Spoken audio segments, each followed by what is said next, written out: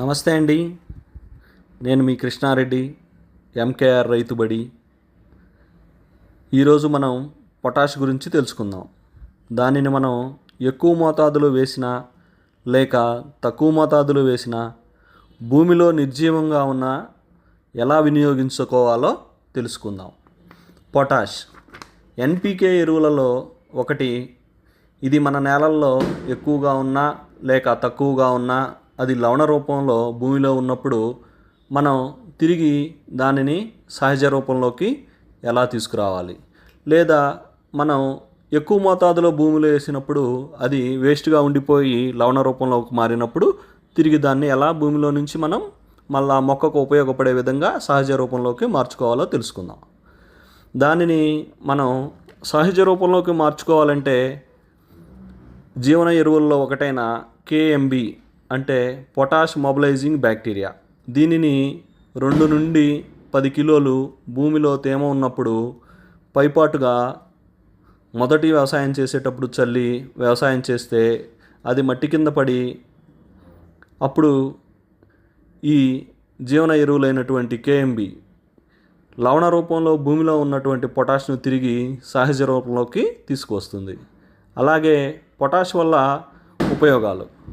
Potash వల్ల మొక్కలకి రోగనిరోధక శక్తి పెరుగుతుంది.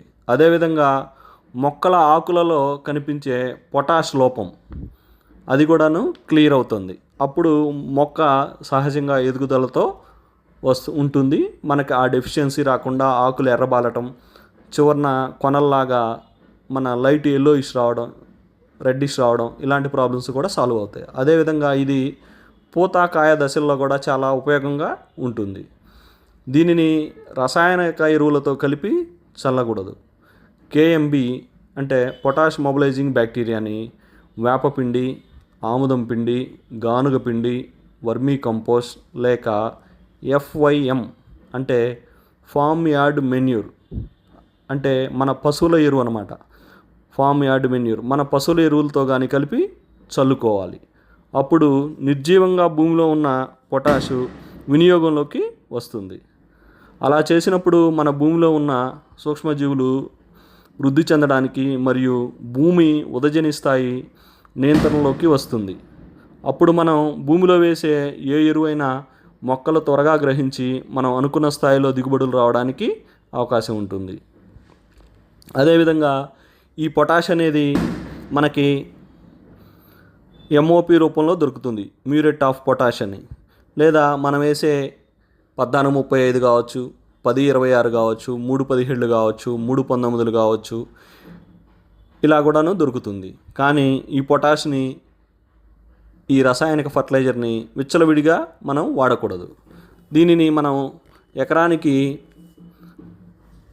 అవసరమైన టైంలో మోతాదును బట్టి 25 కేజీల నుంచి 30 కేజీలు మాత్రమే 2-3 దఫాలుగా ఇచ్చినట్లయితే మన భూమిలో మొక్కలకు ఉపయోగపడటంతో పాటు నిర్జీవంగా ఉండకుండా మనం ఇచ్చిన పొటాష్ అనేది క్లియర్ అయిపోయి భూమి గుల్లబారిపోయి మంచిగా ఉంటుంది.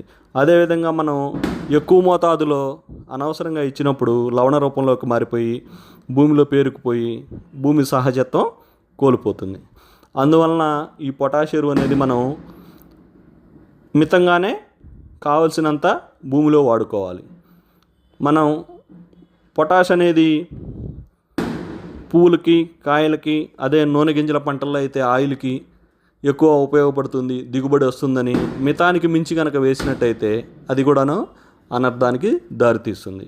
కాబట్టి దీన్ని మనం ఎక్కువగా ఉన్నా తక్కువగా ఉన్న ఈ కేఎంబి పొటాష్ మొబిలైజింగ్ బ్యాక్టీరియా అనే బ్యాక్టీరియాని జీవన ఎరువుని మనం భూమిలో వేసుకొని వినియోగంలో తీసుకొచ్చుకున్నట్టయితే మనకి దిగుబడి పెరుగుతుంది, ఖర్చు తగ్గుతుంది, పొటాష్ను కూడా మనం యూటిలైజ్ చేసుకునే వాళ్ళం అవుతాం, భూమి కూడాను మంచిగా ఉంటుంది. మంచిగా అంటే ఎప్పుడైతే లవణ రూపంలో ఉన్నదాన్ని మనం సహజ రూపంలోకి తీసుకొస్తామో అప్పుడు భూమి మీద భారం తగ్గినట్టు. ఆ భారం తగ్గినప్పుడు మనం ఇచ్చే ఏ ఎరువైనా సరే ఎలాంటి రూపంలో ఇచ్చినా కానీ అది తీసుకొని మనకి దాని ఫలితం అనేది కనపడుతుంది. నమస్తే అండి, ధన్యవాదాలు.